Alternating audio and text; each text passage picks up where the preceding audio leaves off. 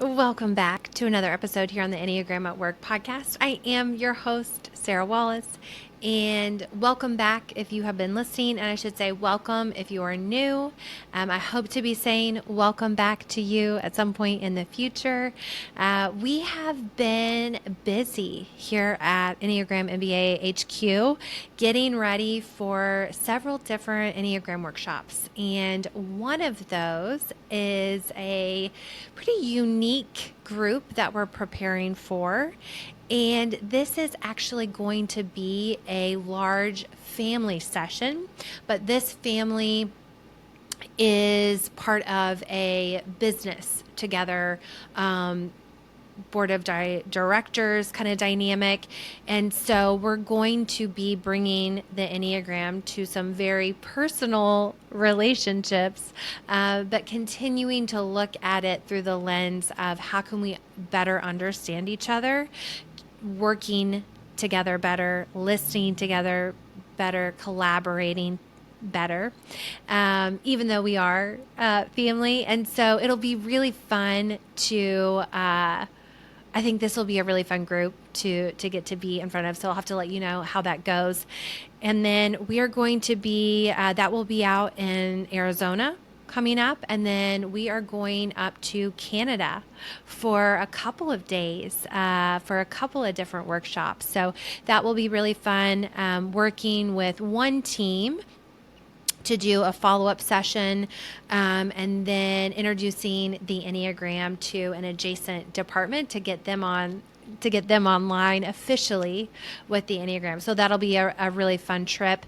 And then we have a Nashville experience coming up. And so stay tuned for some interesting, insightful, fun takeaways from those experiences. Today we are going to be matching up two different types of leaders, two different types of bosses. We've done this before in just a very lighthearted, fun way with our Enneagram Type 8 and our Enneagram Type 2. So if you have not listened to that one, we do a manager matchup a couple episodes back. Today we're doing the same thing, but we are looking at the Enneagram Type 3. And we're matching that leadership manager style up with the Enneagram Type 6. And we are going to be answering the question, who's the better boss? Which one is the better boss? Now, as a reminder, our Type 3s are striving to feel outstanding. When they put on that, when you see the world through that lens, when you use that strategy to get your needs met, that supports your logic, that influences your thinking and your behaviors, it is, I want to feel outstanding. I want to be successful. I want others to think I'm successful. I want to be capable. I want to be accomplished. I want to accomplish goals, big goals. I want to be really efficient in order to be able to meet all those goals. So efficiency is a staple for our Type 3, and we'll touch on that a little bit in just a moment. Our Type 6, striving to feel safe and secure. They see the world, kind of the logic that influences their thinking, that influences their behavior, is seeing the world through risks and threats. What might go wrong? Am I prepared? Contingency planning and contingency planning.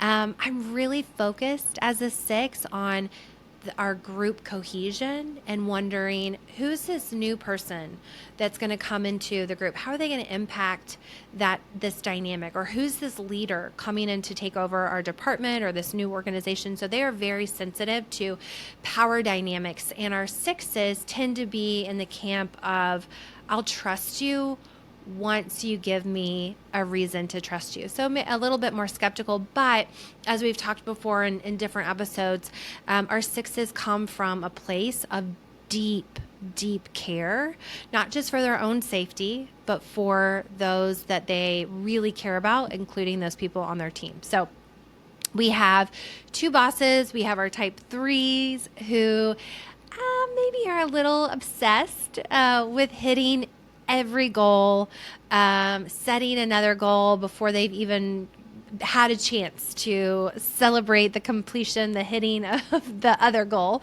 They're on to the next one.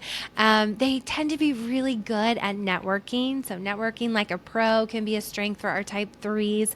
And then because of that drive to feel outstanding, focus on being successful, looking successful, they might be out there making sure that their LinkedIn profile looks just right, positions them in just the right light. Now, on the other end, we have our type 6 leader, manager, who is going to be making sure that there's a plan and then double checking that plan, looking into, and very necessarily so, assessing the risks, what might go wrong as we push forward into the future, as we push towards those goals. That's wonderful to have big goals, but are we also thinking about where we might get off track, what might go wrong, so that we can prepare and keep moving towards those big goals and not fall totally off track? And then our type 6s may want to incorporate others' feedback into their decision making, looking to get the group consensus, making sure everybody feels seen and heard, which 9s are also really great at. So our 3s, we're going to kind of set the scene. They might be thinking or saying, you might hear them actually say, let's execute the plan and we'll just figure out things as we go. Let's just jump into action. We want to go far. We want to go fast. This is very similar to our type 8s, very similar to our type 7. And I will say, I meant to say this at the beginning. I got to give the disclaimer. Not every 3 is going to behave this way. Not every 3 is going to behave this way all the time. Not every 6 is going to do these things. Not every 6 is going to do it all the time. And so we are talking very high level stereotypes for the purpose of giving some things to think about. And like I've said in previous episodes, we're talking about a 3-6 matchup here, but really it's about how is this person moving towards get their goals? How are they moving towards the things that they want and need? What are those things that they want and need? How are they getting them? And what are some of those tendencies? And how can I better understand those tendencies so I can better work with that person? And so at the end of the day, I would say it doesn't matter. There is no such thing as an Enneagram type 12, but it doesn't matter. 12, 2, 8, 9, it is just really understanding where somebody is coming from, how they are viewing the world. And so we're using a very simple matchup between our 3 and 6 in this situation.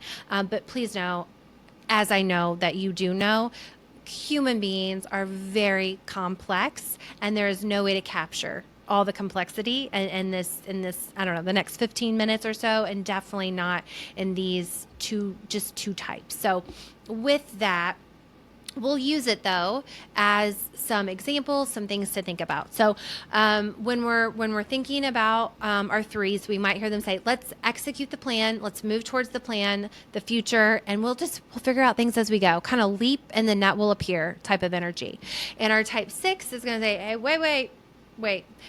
Have we even planned for there to be a net? Like, do we have a parachute in case the net does not appear?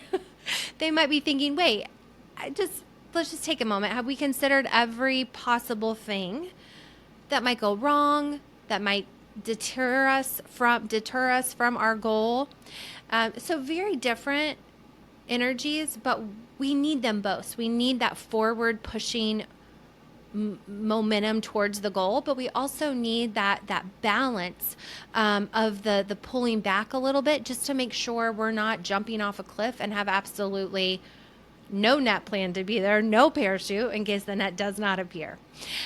So this shows up in our coworkers often, and it will show up in the different leadership styles of ourselves, or you might recognize this in a peer of yours or the manager that you report to.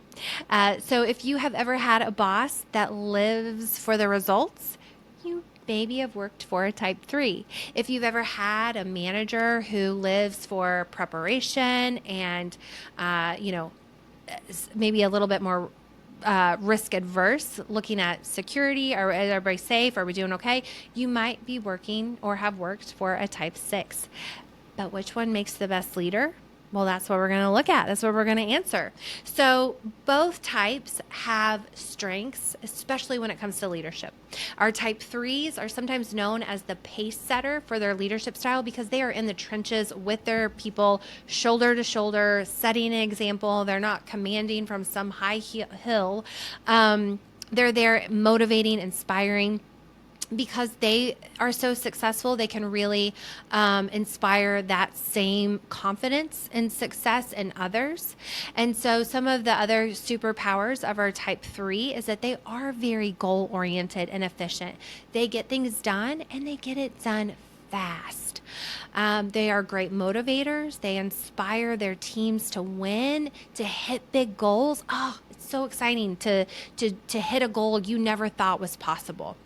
They tend to be very fast decision makers. They're not going to overanalyze a whole lot.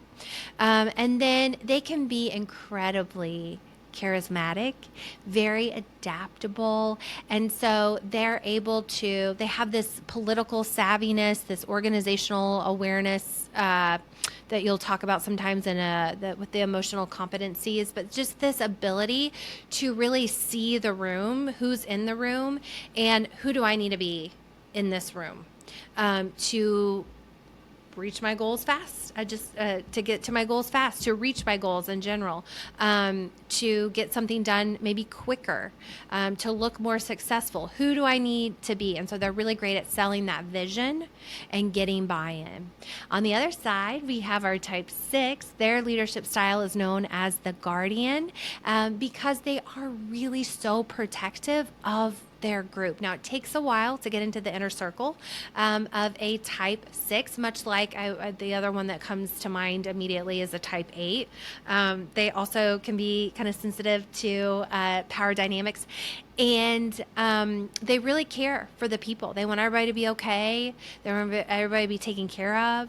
And so our type 6 leader superpowers are their ability to assess risk and come up with a plan so that they're prepared. They can spot problems before they happen. And we absolutely need this person on our team, and this leadership quality can be invaluable. They are incredibly loyal and team oriented. Now, any type can be loyal. That's why we won't use the term loyalist a lot, but that is a nickname that sometimes you'll hear the type 6s referred to as. Any type, though, can be incredibly loyal. But I think it comes from this like very much cohesion of whatever group it is. Their friend group, their group at work, their family. I want everybody to be working well together, getting along, feeling taken care of. And they are able, because of that, to build very strong, supportive teams that want to support each other. They are supportive of that team. They are very reliable and detail focused. Again, type 3s can be really reliable. Any type can be really reliable. But our 6s tend to not cut a lot of corners. They want to get into the details. They want to know the details. They want to go through the process. If there is a process, they want to make sure that they're not skipping steps. If there's directions, they're going to open those directions and read through them, where I know there's some types that's like, oh, was there supposed to be instructions with this? And so they're going to be very thoughtful about those plans and processes that are going to move them towards the company goals, towards their own career goals, toward their team goals.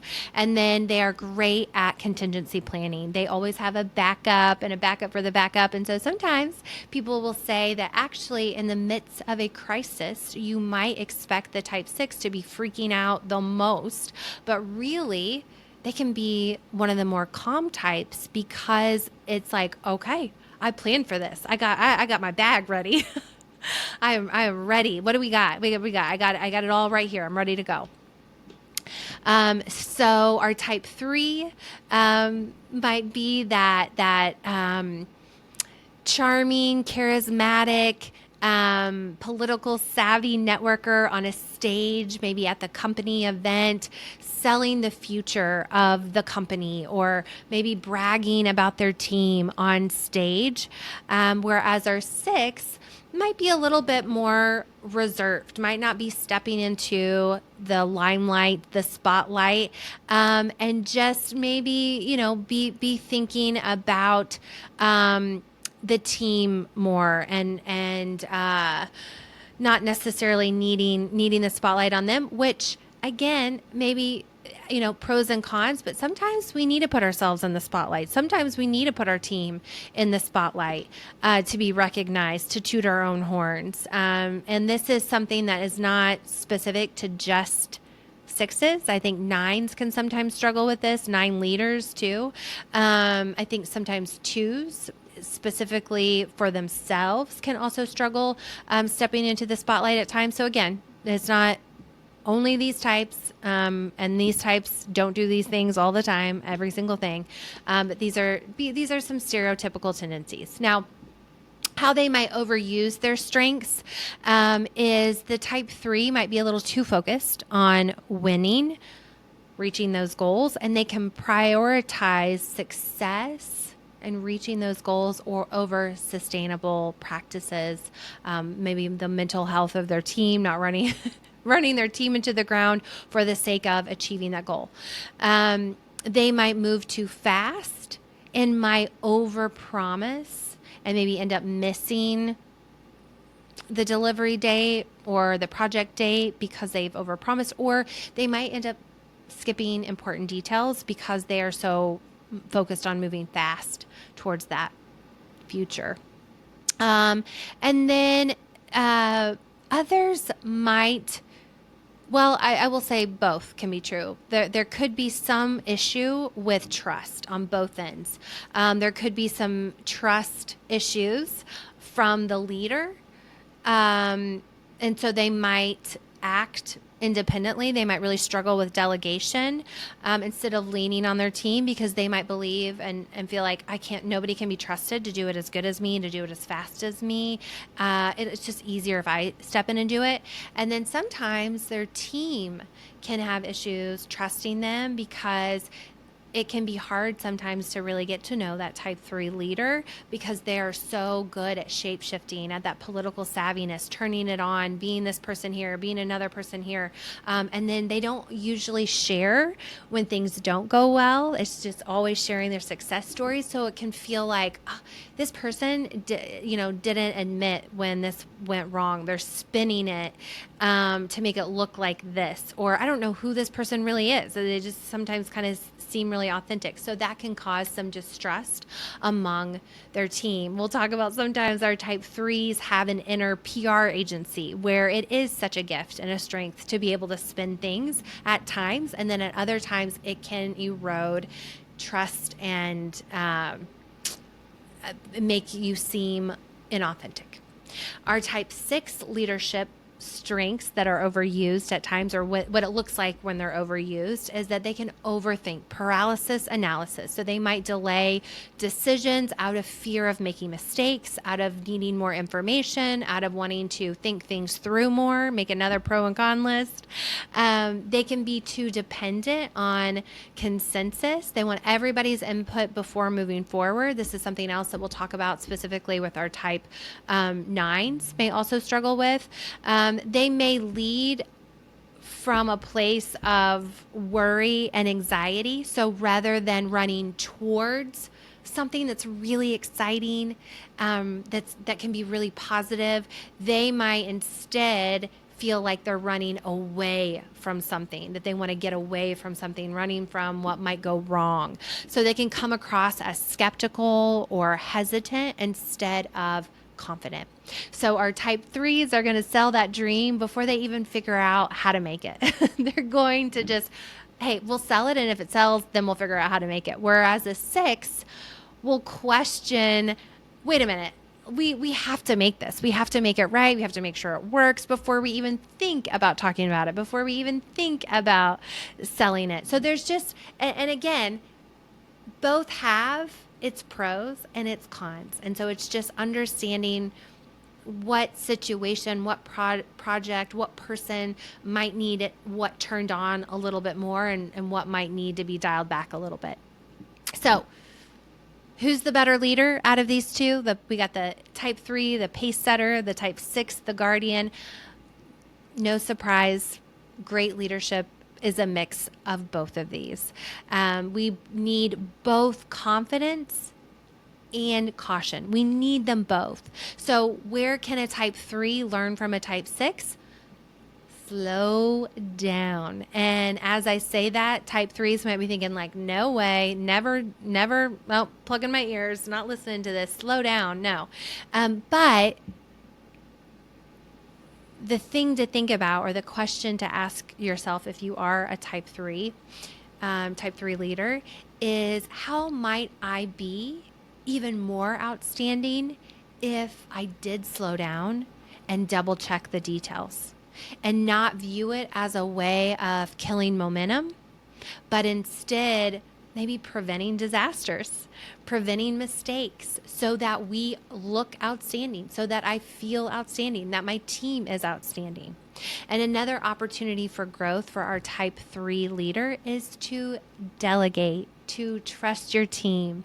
You don't always have to go at it alone in order to succeed. Your team, of course, when they're learning something new, when they're stepping into a new role, maybe that you could do with your eyes closed and your hands tied behind your back, of course they're going to make some mistakes. Of course they're not going to do it as fast as you, or as slow as you, or as well as you. There we go. But the only way for them to get to as fast as you can do it, as well as you can do it, is to give them opportunities to do it, is to practice. And so that will be a huge area of growth. But there is a lot of incredible growth that can happen there. And again, it's changing that story, not, my team's not going to do it as good as I can do it. And so we're not going to win. We're not going to be as fast. We're not going to succeed as much. I'm not going to be as outstanding. But instead change that story to, or change the question is to, how can I be more outstanding, allowing my team to make mistakes, to learn from those mistakes, to grow into high performing individual contributors, and then eventually high performing, really impactful leaders. How could that actually make you feel and be even more outstanding? So that's how we want to kind of reframe that for our type 3s out there. And then our type 6s, what they can learn from the 3 is to take action. Even if you aren't 100% sure how it's all going to go down, sometimes leadership requires calculated risks. And so you're not, and even when you think you know what's going to happen, don't we always, doesn't something always, a speed bump happens, a wrench gets thrown in the plan. So there is just never any way, even as much as we have planned, even as certain as we are in something, it can shift just like that. And then we're back to, we don't know what's going to happen again. So go ahead and start taking thoughtful, it doesn't have to be reckless. It can be thoughtful action forward, even if you don't have anything or everything figured out. And then the second thing to remember as our type 6 leaders, or developing a type 6 leader, is that confidence is contagious. And so the team is going to be looking to you for assurance. And so lead with that conviction. Our type 6s, because they have dove into the data, because they have observed, very similar to our type 5s, because they have thought things through and they have plans. They have really strong opinions, and a lot of times very correct opinions, very, very, it's the right thing to do. It's the smart move to make, because they have taken the time to look at the data, to think things through, to slow down. And so it is just that trust in themselves that they do know what they're talking about, because most of the time they do. And so when you can do that for yourself, it actually spills over and gives your team the confidence to do that for themselves, to have confidence in their abilities, even when they don't have everything figured out. So remember that, that impact on your team as well. So I guess the perfect leader, the best leader, it might be if you could combine the type 3 drive with the type 6 preparation. You might have the perfect leader. There are all kinds of other things though that go into that, but again, this was just a way to kind of think about either yourself, understanding your manager a little bit better, and potentially already being a leader, but managing one of these types on your team, helping them develop their own leadership skills. I hope you're able to take something away from this.